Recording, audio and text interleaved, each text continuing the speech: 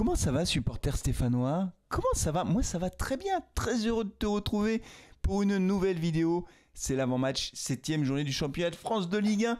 Saint-Etienne va recevoir Auxerre à Geoffroy Guichard et j'y serai, les amis, je serai au stade samedi. Qu'est-ce que ça me fait plaisir.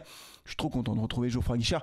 Vous le savez, je ne peux pas aller régulièrement au stade Geoffroy Guichard. Pour des raisons d'agenda, c'est un peu compliqué, mais là, je vais y aller. Je suis très content. Ça fait longtemps que je ne suis pas allé à Geoffroy Guichard. Et en plus, je retourne à Geoffroy Guichard au moment où nous retrouvons nos deux copes. Il va y avoir une super ambiance au stade. Donc franchement, j'ai hâte d'y être.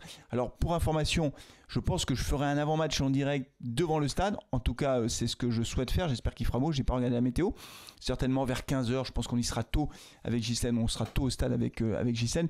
Mais certainement vers 15h, je pense quelque chose comme ça. On fera un avant-match en direct. Donc si vous me voyez au loin avec la caméra, eh ben, venez faire un coucou. Comme ça, on peut faire l'interview. Normalement, c'est comme ça que ça va se passer. Sauf s'il y a un problème technique. Mais normalement, ça devrait être bon. Et puis bien sûr, après, je ferai le débrief devant le stade ou derrière, ça dépendra, on verra un peu quelle est la luminosité, mais on fera le débrief.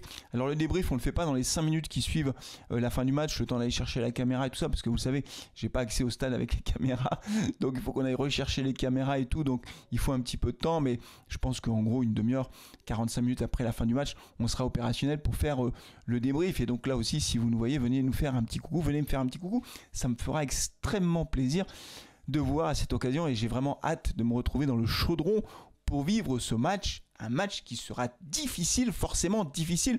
On reçoit Auxerre. Alors Auxerre, on va peut-être commencer par ça. Auxerre, c'est pas la meilleure équipe du championnat. Auxerre était sur une très très mauvaise série. Ils avaient gagné leur premier match face à Nice à domicile. Ils ont battu Nice, hein. Pas nous.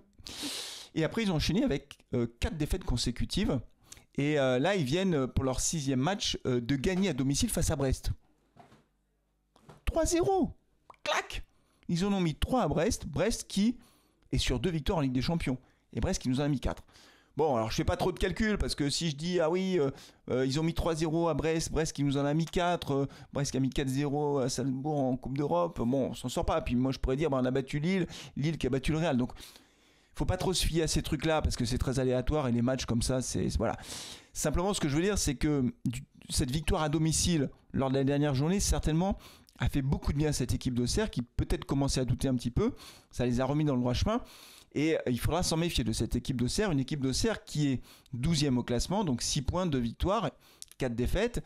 Et c'est une équipe d'Auxerre qui joue en 3-4-3. Je vais revenir sur la tactique dans quelques instants quand je vais parler de la Saint-Etienne, mais retenez ça déjà, c'est une équipe qui joue avec 4 milieux de terrain. Et quand on regarde le dernier match face à Brest, ils n'ont pas eu la possession de balle, hein. Quand on regarde les stats, moi j'ai regardé une partie du match, c'était très frappant d'ailleurs, ils n'avaient pas la possession de balle, pour autant ils ont été hyper réalistes.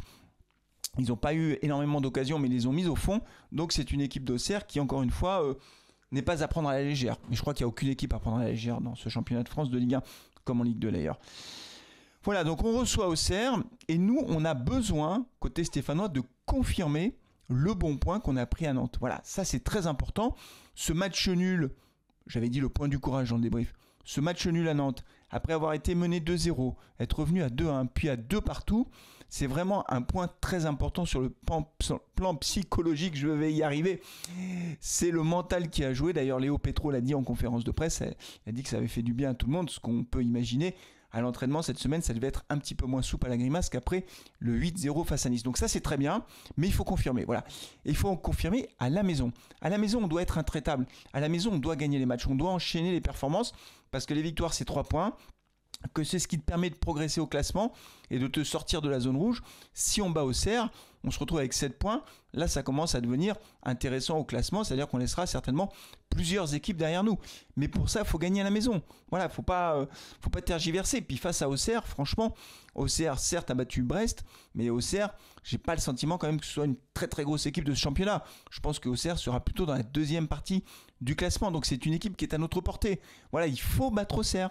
Il faut battre Auxerre. On n'a pas le choix. Donc j'espère que les joueurs vont sortir un match courage comme face à Nantes, que sur le terrain, ils vont montrer de la détermination, de l'intensité, qu'ils vont gagner leur duel.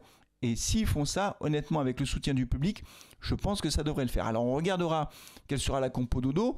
Du côté des blessés, rien de nouveau. Wadji est blessé, alors il est parti à Clairefontaine. On a Masson qui est blessé, Briançon qui va se faire opérer, Monconduit absent, et Cornu également, je crois. Je ne suis pas sûr que Cornu ait repris, j'ai pas vérifié, mais je pense que Cornu est toujours absent.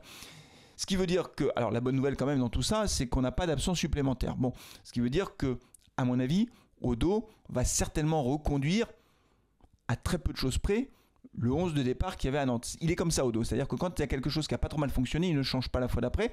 Donc Larsonneur dans les buts, je n'ouvre pas le dossier Larsonneur.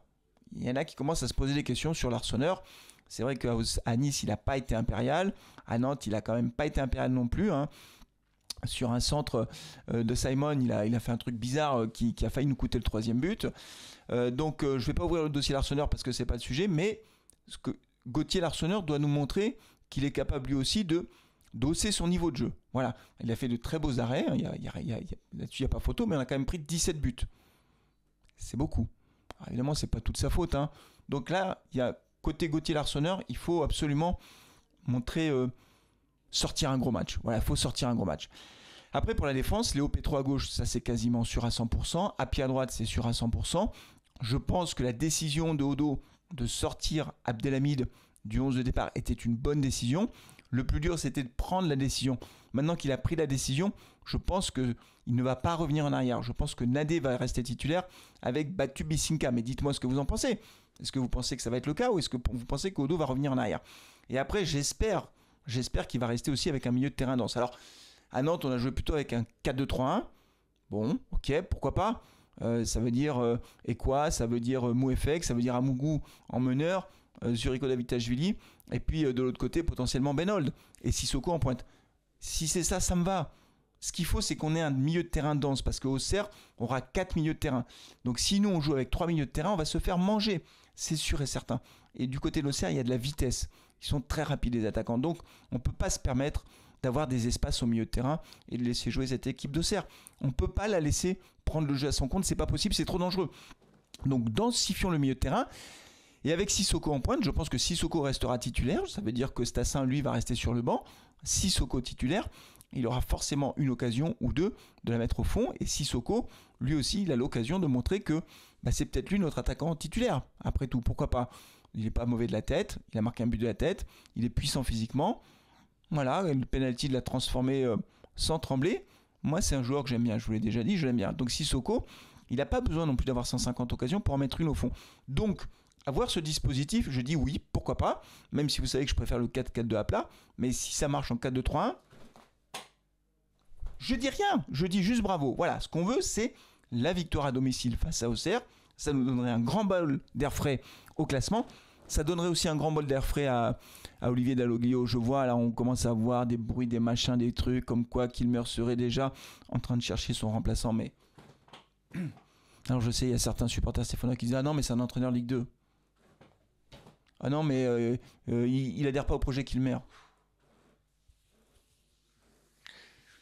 Mais les gens qui disent ça va pas ou quoi? Bon, je sais pas si vous avez la référence, mais c'est pas grave. Non, mais franchement, je trouve que c'est dur avec Odo quand même.